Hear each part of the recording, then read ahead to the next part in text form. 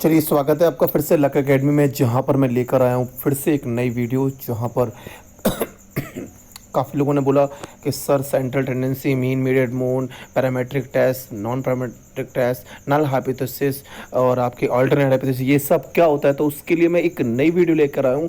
तो प्लीज़ आप लोग वीडियो के अंत तक बने रहें। वीडियो थोड़ी सी लंबी भी हो सकती है ना। और जिन लोगों ने सब्सक्राइब नहीं किया है वो प्लीज़ सब्सक्राइब करें, लाइक करें और बेल आइकन को प्रेस करें, क्योंकि ऐसी वीडियो काफ़ी आती रहती हैं। एमसीक्यू के लिए मैंने 1000 रिसर्च मैथडोलॉजी पर आपकी बना रखी हैं। तो 1000 मैथडोलॉजी, रिसर्च मैथडोलॉजी, जिसमें आपके पीएचडी, एमसीक्यू या फिर मैं बात करूं किसी भी तरह के एंट्रेंस क्वेश्चन आप कर सकते हो, है ना। यहाँ पर मैं बात करूँगा कॉन्सेप्ट वीडियो है। ये कॉन्सेप्ट का मतलब है कि जो आप एमसीक्यू में नहीं समझ पा रहे होते वो हम यहाँ पर बात करते हैं। तो लेक्चर प्लान का मतलब हम इसमें क्या क्या पढ़ने वाले हैं वो वीडियो में समझाता हूँ। कि मेज़र ऑफ सेंट्रल टेंडेंसी, हम लोग सेंट्रल टेंडेंसी को पढ़ेंगे। इनके अलावा मीन, मीडियन, मोड, इनको पढ़ेंगे। बेसिक मैट्रिक आपके प्रोसीजर्स क्या हैं, हाइपोथेसिस टेस्टिंग कैसे की जाती है मैन्युअली। कंप्यूटर में एसपीएसएस की बात नहीं करूँगा, मैं यहाँ पर बात करूँगा सॉफ्टवेयर की बात भी नहीं करूँगा। मैन्युअली आप कैसे हाइपोथेसिस को टेस्ट कर सकते हो, नल हाइपोथेसिस क्या होती हैं, टेस्टिंग ऑफ हाइपोथेसिस क्या होती है, वेरिएबल क्या होते हैं, वो सारी चीज़ों को मैं यहाँ पर आपका एक एक करके लेकर आऊँगा। तो सबसे पहला हमारा होता है वेरिएबल। तो वेरिएबल क्या होता है, विच वैल्यू में बी चेंज। तो वेरिएबल का मतलब है जिसकी वैल्यू हमारी चेंज हो सकती है, उसको हम लोग बोलते हैं वेरिएबल। तो फॉर एग्जांपल जैसे height, weight, student marks of a particular subject of a class, तो ये सब क्या होते हैं। तो ये सारे के सारे वेरिएबल होते हैं जिनकी वैल्यू चेंज हो सकती है। हाइट चेंज हो सकती है, वेट चेंज हो सकता है, स्टूडेंट के मार्क्स चेंज हो सकते हैं। ये सब क्या है, आपके वेरिएबल हैं। ये मेनली आपके दो तरह के वेरिएबल होते हैं। तो वेरिएबल जनरली आपके टू टाइप्स के हैं। पहला होता है आपका डिस्क्रीट वेरिएबल। डिस्क्रीट वेरिएबल का मतलब क्या होता है, it occur in definite interval and takes only integer value और होल नंबर। तो मैं बात करूँ डिस्क्रीट वेरिएबल जिनका क्या है, एक इंटरवल में मिल सकते हैं और जो हमेशा इंटीगर वैल्यू होंगे, होल नंबर्स होंगे, है ना। जैसे नंबर ऑफ सब्जेक्ट, ऐसा नहीं है कि मैं बोलूँगा 2.5 या 3.5, या मैं बात करूँ तो वो इंटीगर वैल्यू नहीं होंगे, हमेशा होल नंबर हो गए, उन्हें डिस्क्रीट वैल्यू बोल सकते हैं, डिस्क्रीट वेरिएबल बोलते हैं। जैसे मैं बोलूँ नंबर ऑफ सब्जेक्ट्स, तो हमेशा फिक्स नंबर होगा, 3 होंगे, 4 होंगे, 5 होंगे, एक पर्टिकुलर होगा। ऐसा नहीं होगा 3.5, 2.1, ऐसा नहीं होता है। नंबर ऑफ यूनिवर्सिटी या नंबर ऑफ स्टूडेंट, ये सब क्या आपके डिस्क्रीट वेरिएबल है। नेक्स्ट में बात करूंगा आपका कंटिन्यूस वेरिएबल। कंटिन्यूस का मतलब होते हैं जहां पर आपके इंटीगर वैल्यू में आ जाते हैं। तो it occur in definite range में allowed to take a fraction as well as integer value. तो जहां पर इंटीजर वैल्यू आपकी आ सकती है, जैसे मैं बोलूँ हाइट, तो होती है किसी की 5.5, 5.3, 5.2। वेट हो सकता है आपका 10.5 हो सकता है, 10 किलो हो सकता है, 10 किलो 100 ग्राम हो सकता है, 5 किलो हो सकता है। वो क्या है, टाइम की बात करूँ फ्रैक्शन में हो सकती हैं, वो सब हमारी कंटिन्यूस वेरिएबल होती हैं, है ना। तो भाई जितने लोग आपके नए हैं वो प्लीज़ एक काम कर सकते हैं, प्लीज़ सब्सक्राइब करें और पीछे की वीडियो देखते रहें, जिससे कि आपको मेजरमेंट एंड स्केलिंग है, हाइपोथेसिस टेस्टिंग है, टेस्टिंग ऑफ हाइपोथेसिस है, वो सारी वीडियो मैंने इस तरीके से बनाई है कि आप लोग उसको बेटर तरीके से अंडरस्टैंड कर सकें। और उसके बाद आप रिसर्च मैथडोलॉजी के जब 1000 क्वेश्चन करोगे या 2000 से ऊपर मैंने क्वेश्चन वहाँ पर डाल रखे हैं, वो भी एमसीक्यू पे, तो आप लोग क्या कर सकते हो, उसको बेटर तरीके से समझ सकते हैं। तो मैं यहाँ बात करूँगा सीरीज़ क्या होती है, अ सेट ऑफ एलिमेंट्स और नंबर विथ कॉमन प्रॉपर्टी। जब मैं बात करूँ सेट ऑफ एलिमेंट्स है, नंबर है विथ कॉमन प्रॉपर्टी के साथ, उनको ही बोला जाता है सीरीज़।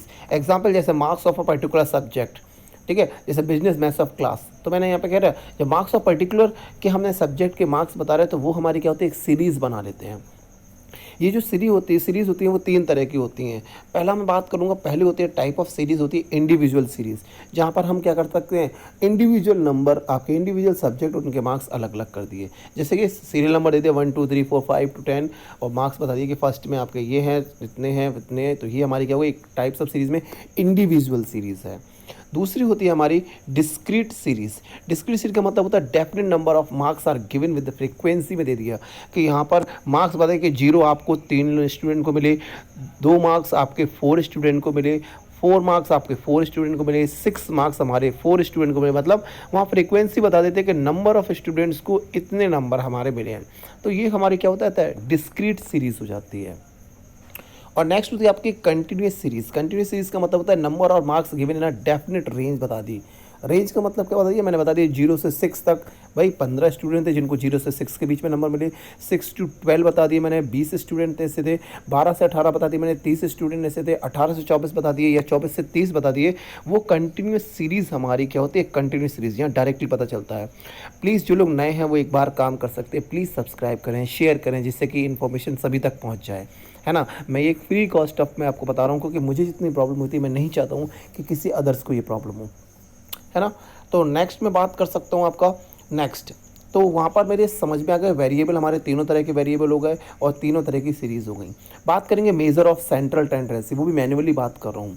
तो सेंट्रल टेंडेंसी क्या, तो it is a central value which is use to represent all the value in a series और describe the characteristic of the entire series. जब हम बात करते हैं कि एक सेंट्रल वैल्यू होती है जो यूज़ करती है, रिप्रेजेंट करती है वैल्यू इन अ सीरीज और describe the characteristic of entire series, पूरी सीरीज़ का जो कैरेक्टरिस्टिक बता देती है, वही हमारी क्या होती है, सेंट्रल टेंडेंसी हो जाती है। तो generally there are two types of averages होते हैं, यहाँ पर दो तरह के एवरेज होते हैं। पहले हम लोग बात करते हैं mathematical average, apply the mathematic formula and find the result directly. ठीक है, तो जहाँ पर हम लोग कहते हैं मैथमेटिकल एवरेज की बात करते हैं, तो यहाँ पर हम मैथमेटिकल फॉर्मूला यूज़ करते हैं और फाइंड कर लेते हैं रिजल्ट डायरेक्टली। ये तीन तरह के होते हैं मैथमेटिकल एवरेज, जिनमें आते हैं आपके अरिथमेटिक मीन, ज्योमेट्रिक मीन और हार्मोनिक मीन। तीनों की हम एक एक करके बात करेंगे, और ज़्यादा होगा तो इनकी न्यूमेरिकल की भी हम लोग नेक्स्ट वीडियो बनाएंगे, जहाँ पर मैं न्यूमेरिकल की बात करूँगा, न्यूमेरिकल को सॉल्व कराऊंगा किस तरीके से इसके क्वेश्चन किए जाते हैं।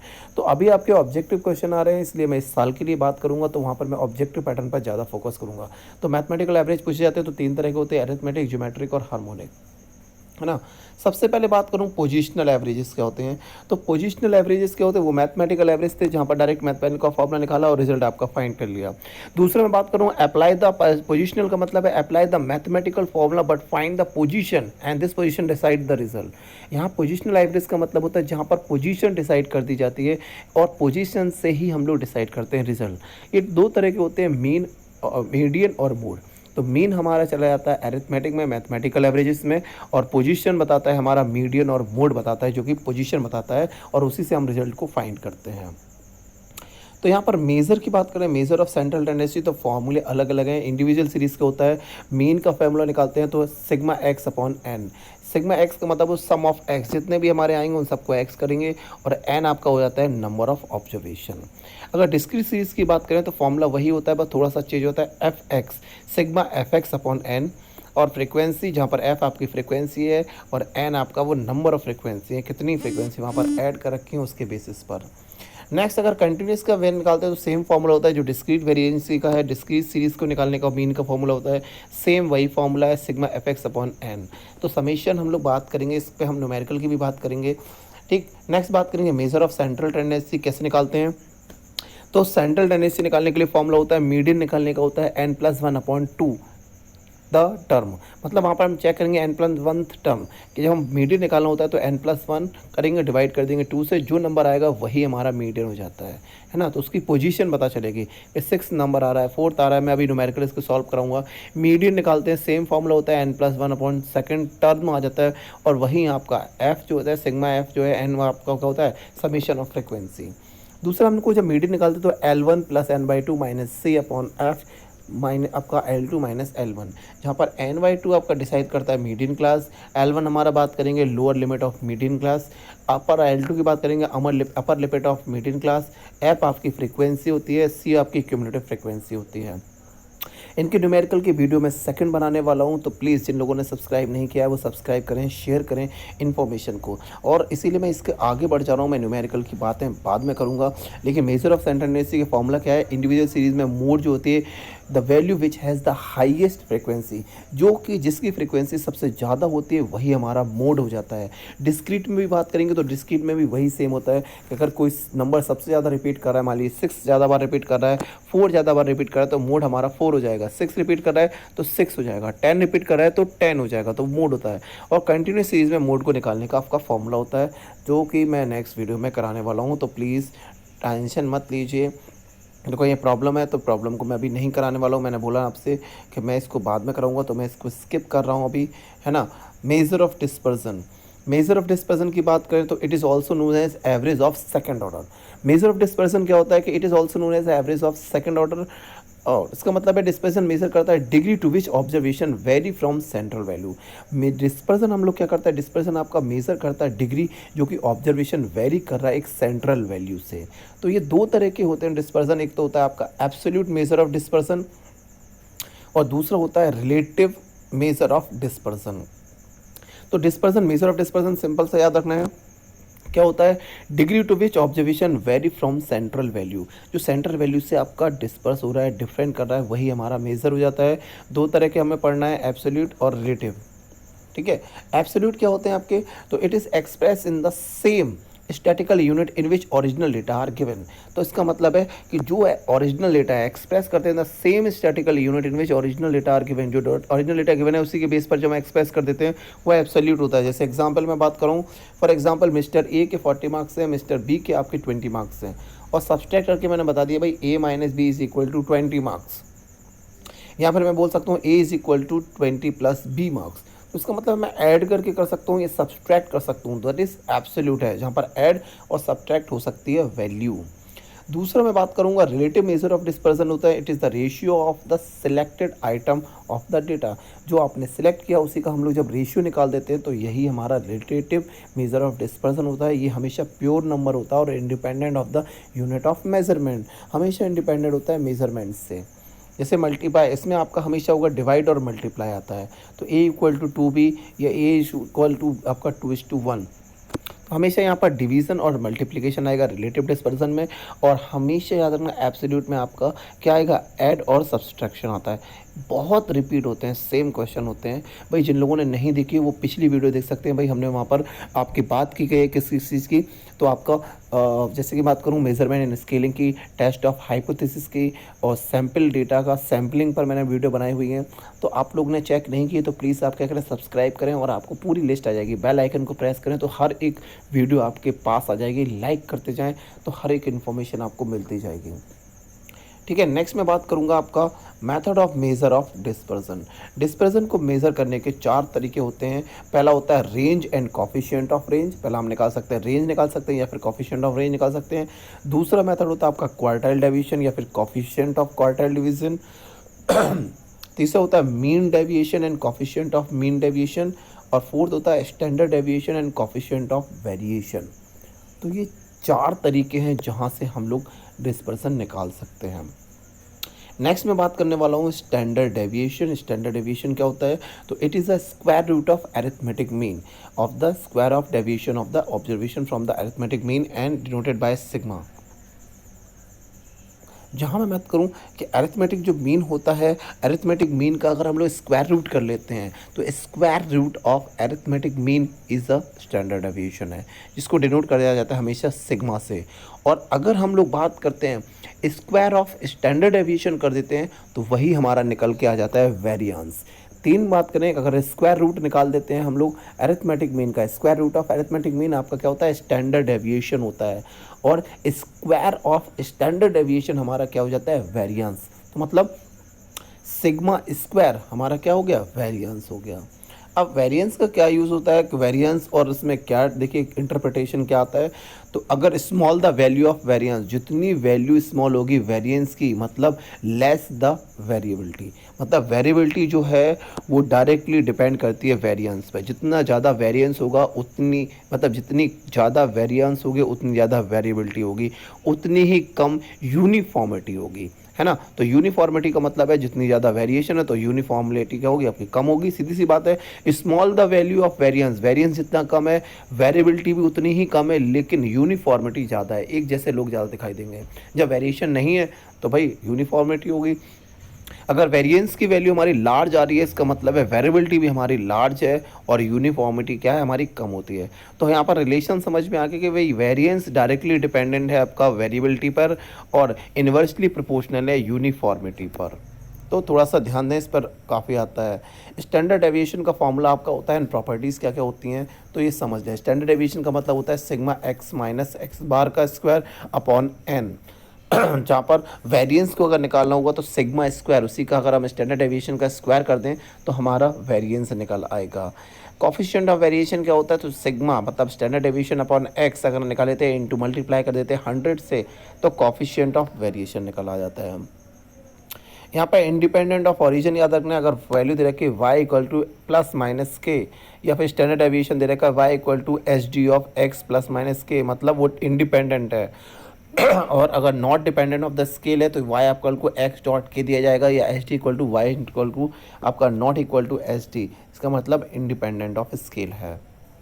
नेक्स्ट बात करते हैं नॉन प्रोबेबिलिटी कर्व। बहुत क्वेश्चन इस पर बनते हैं, मैं थोड़ा सा छोटा करके दिखा रहा हूँ आपको कि नॉन प्रोबेबिलिटी कर्व पर कैसे क्वेश्चन बनते हैं। तो थोड़ा सा याद रखना है, ये कर्व आपका इसी तरीके से बन के आएगा, वैल्यू भी आपकी आएंगी।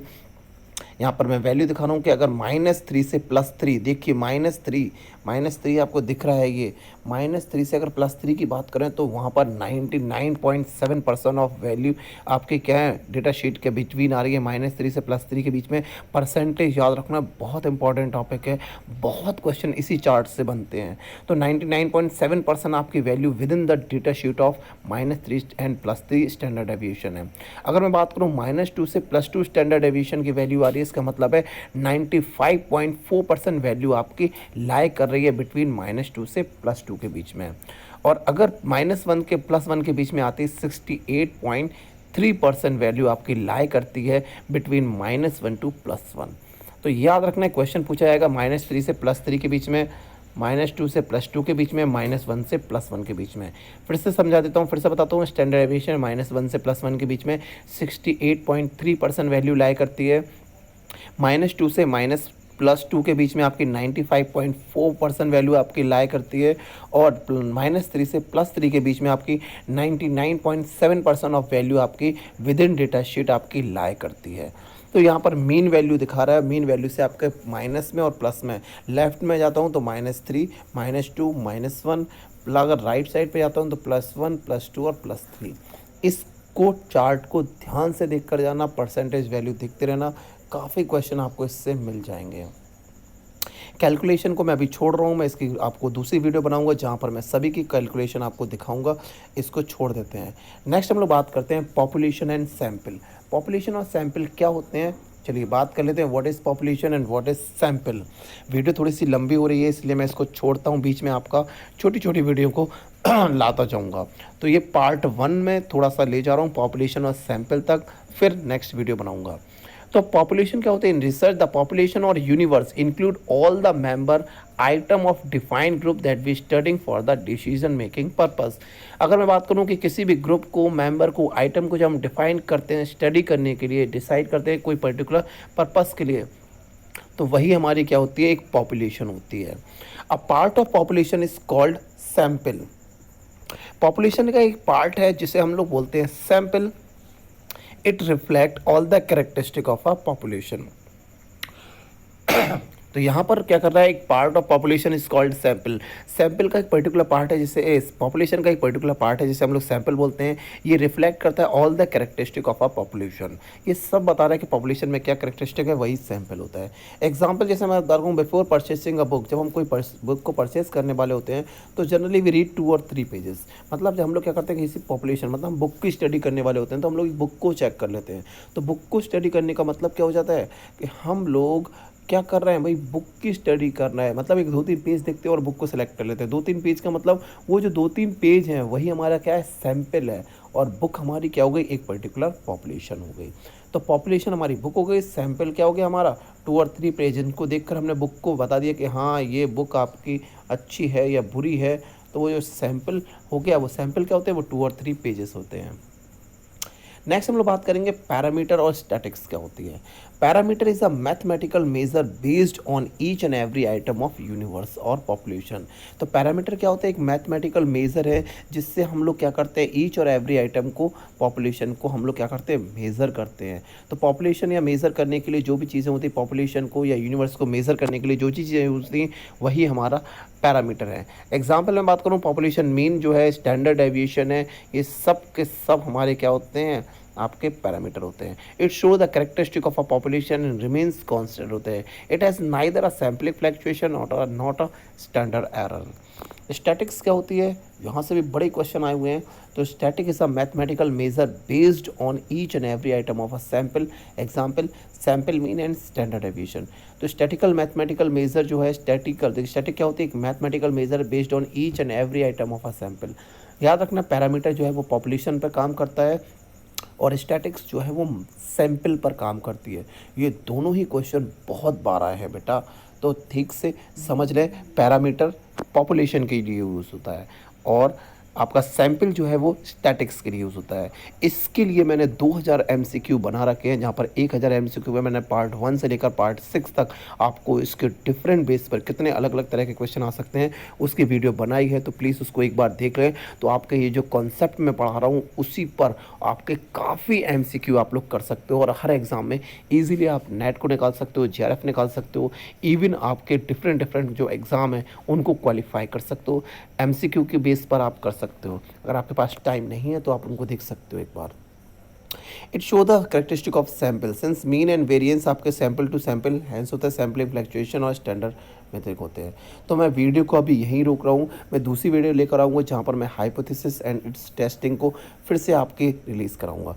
चलिए, थैंक यू। और जिन लोगों ने सब्सक्राइब नहीं किया वो सब्सक्राइब करें और कमेंट में बताएं कि हाइपोथेसिस टेस्टिंग आपकी कितने लिए ज़रूरी है, तो मैं नेक्स्ट वीडियो इसी के लिए बनाने वाला हूँ। चलिए, थैंक यू क्लास।